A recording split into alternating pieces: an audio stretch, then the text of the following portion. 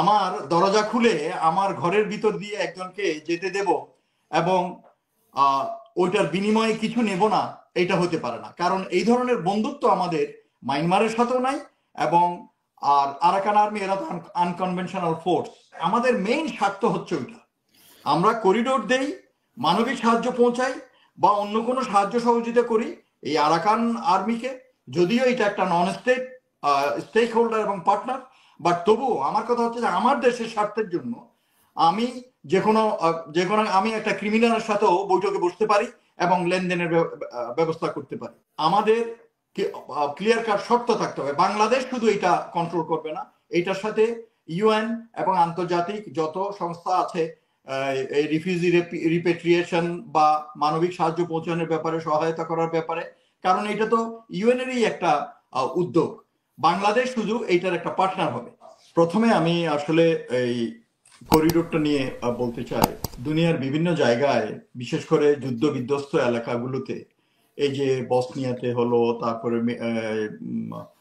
Middle ইস্টে হলো, বিভিন্ন জায়গায় যুদ্ধ বিগ্রহের পর, তারপরে যে ল্যাটিন আমেরিকাতেও অনেক আগে হয়েছিল, এইসব জায়গাতে আমরা দেখেছি যে আটকে পড়া জনগণকে উদ্ধারের জন্য বা আটকে পড়া কোনো বাহিনীর অংশকে নিরাপদে উদ্ধার করার জন্য বা কোনো আটকে পড়া জনগণকে মানবিক সাহায্য পৌঁছানোর জন্য এটা বিভিন্ন জায়গায় বিভিন্ন নামে ইউজ করা হয়েছে। যেমন সেফ জোন, সেফ চ্যানেল, তারপর মনে করেন করিডোর, এইভাবে হয়েছে। কিন্তু আমাদের এখানে আমি আসলে প্রথম থেকে জিনিসটা বুঝতেছিলাম যে এইটা একটু আসলে মিস ইন্টারপ্রিটেশন হচ্ছে। কারণ আমি তো পার্বত্য চট্টগ্রামে অনেকদিন চাকরি করেছি, আর আমার বাড়িও চট্টগ্রাম। কাজেই ওই রিজিয়নের টেরেন সম্বন্ধে আমার ভালো আইডিয়া আছে। ওদিকে টেকনাফের পরে যে আরাকান পর্বতমালা, দিজ আর হিলি এরিয়া, আমাদের চিটং হিল ট্রেক্সের মতো। কাজেই it is not that easy যে অন্যান্য জায়গার মতো জাস্ট একটা রাস্তা করে দিলেন, চেকপোস্ট বসালেন, জিনিস গেল আর আসলো। তো আমি প্রথম থেকে আমার হচ্ছিল যে এটা একটা ভুল হচ্ছে। পরে তো এরা যখন সবাই বা বিভিন্ন পক্ষ, এই যে ডক্টর খলিল বা অন্যান্য জায়গা থেকে যখন ওরা আরো খোলাসা করে বলল সম্প্রতি, যে তখন বোঝা যাচ্ছে যে এটা আসলে করিডোর নিয়ে ওদের কোনো আলোচনা হয়নি। এটা আমি যতদূর জেনেছি, কিন্তু এই ডক্টর খলিলে তো বলেছে কে রাজি না, কিন্তু এটা করতেই হবে, এরকম তো বক্তব্য ওনার কাছ থেকে আমরা শুনেছি না। বাট এই জিনিসটা হচ্ছে যে এই যে যখন আসলেন মিস্টার গুদরেজ,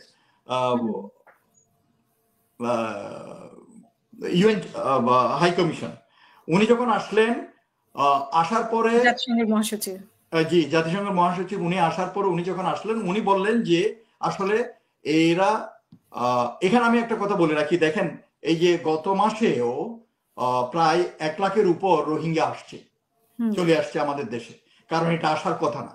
এবং আমরা অনেকে মনে করছি যে আগের মতো ওই আরাকান আর্মির অত্যাচারে ওরা আসছে, কিন্তু আসলে তা না। যারা আসছে তাদের ভিতরে অনেকের সাথে আলাপ করে জানা গেছে যে ওখানে এত মানবেতর জীবন এখন যাপন করছে ওরা, জিনিসপত্রের দুষ্প্রাপ্য তো আছেই, তার উপর দাম অনেক বেশি।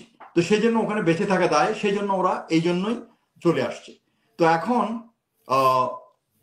আবার ওই কথায় আসি, এটা প্রথম থেকে উনি বলেছিলেন যে এরা মানবিক ভাবে খুবই কষ্টে আছে, এদের কাছে কিছু মানবিক সাহায্য পৌঁছানো দরকার।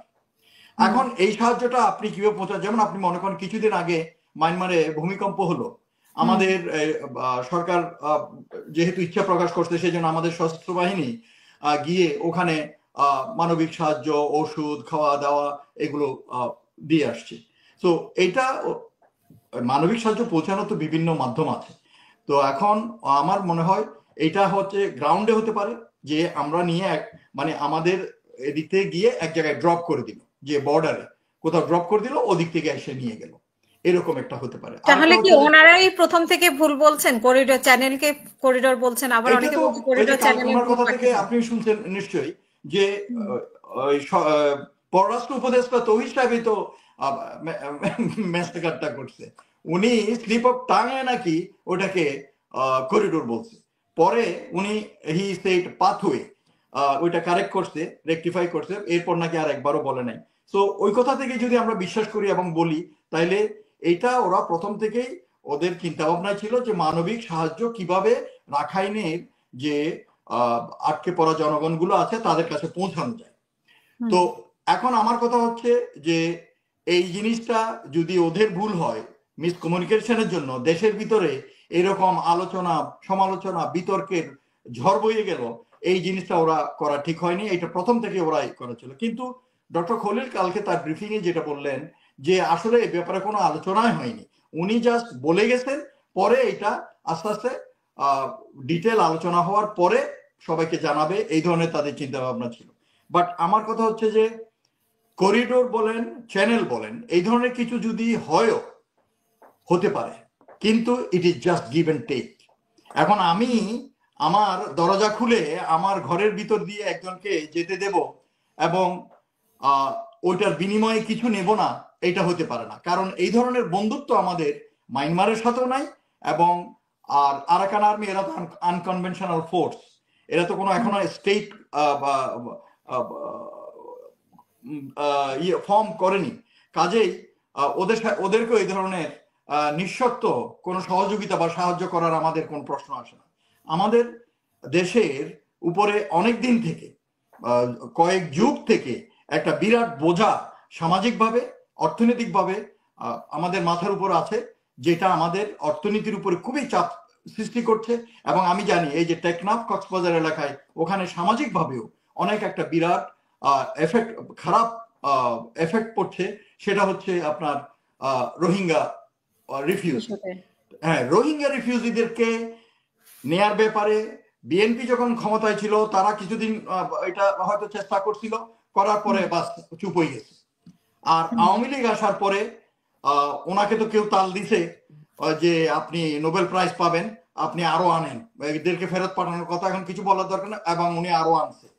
সো এইসব করার পরে এটা তো 2017 পরে it has been sent to defreeze, যেটা আমি বলি আর কি, ওইটা বাস আর কেউ ওইটা নিয়ে নাড়াচাড়া করে নাই, ওখানেই ছিল। এই গভর্নমেন্ট আসার পরে ডক্টর ইউনূস সে এই জিনিসটাকে আবার রিভাইভ করার চেষ্টা করছে, এবং রিভাইভ করে ফ্রম স্ক্র্যাচ এই ডিপ্লোমেসি শুরু হলো, ডিপ্লোমেটিক অ্যাক্টিভিটিস। ডক্টর খলিল আস্তে আস্তে ইট স্টার্টেড আনফোল্ডিং। তো আমার কথা হচ্ছে যে আমাদের মেইন স্বার্থ হচ্ছে ওইটা, আমরা করিডোর দেই, মানবিক সাহায্য পৌঁছাই, বা অন্য কোনো সাহায্য সহযোগিতা করি এই আরাকান আর্মিকে, যদিও এটা একটা নন স্টেট স্টেক হোল্ডার এবং পার্টনার, বাট তবুও আমার কথা হচ্ছে যে আমার দেশের স্বার্থের জন্য আমি যে কোনো আমি একটা ক্রিমিনালের সাথেও বৈঠকে বসতে পারি এবং লেনদেনের ব্যবস্থা করতে পারি। তো সেই জন্য আমাদের স্বার্থ ছাড়া কোনো এই ধরনের কোনো সাহায্য সহযোগিতার ব্যাপারে আমাদের আসলে আগানো উচিত না।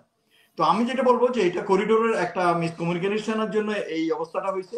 আর এই corridor it will be difficult দিলে এখানে ইন্টারন্যাশনাল যতগুলো ইনস্টিটিউশন আছে, ইউএন থেকে শুরু করে ইউএনএইচসিআর এবং বিভিন্ন অর্গানাইজেশন যেগুলো আছে, এদেরকে এখানে ইনভলভ করতে হবে, এবং আমাদের ক্লিয়ার কাট শর্ত থাকতে হবে। বাংলাদেশ শুধু এটা কন্ট্রোল করবে না, এটার সাথে ইউএন এবং আন্তর্জাতিক যত সংস্থা আছে এই রিফিউজি রিপেট্রিয়েশন বা মানবিক সাহায্য পৌঁছানোর ব্যাপারে সহায়তা করার ব্যাপারে, কারণ এটা তো ইউএনেরই একটা উদ্যোগ, বাংলাদেশ শুধু এইটার একটা পার্টনার হবে।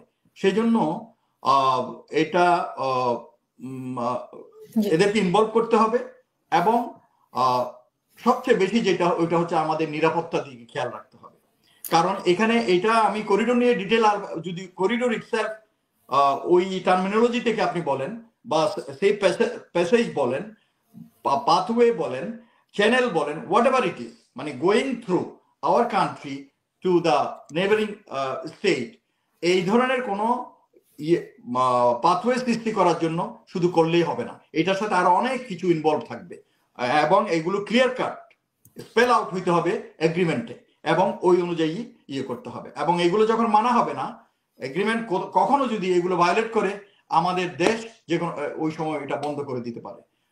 ওই সহযোগিতা বলেন, দ্য ফ্লো অফ এইড বলেন, আর ওই কোনো পয়েন্টে ড্রপ করা এবং ওপার থেকে ইউএন অর্গানাইজেশনের যত সেট আপ থাকে তারা এসে এগুলা নিয়ে যাওয়া, মানে এটা বিভিন্নভাবে আসলে অ্যারেঞ্জমেন্টটা করা যেতে পারে। আমি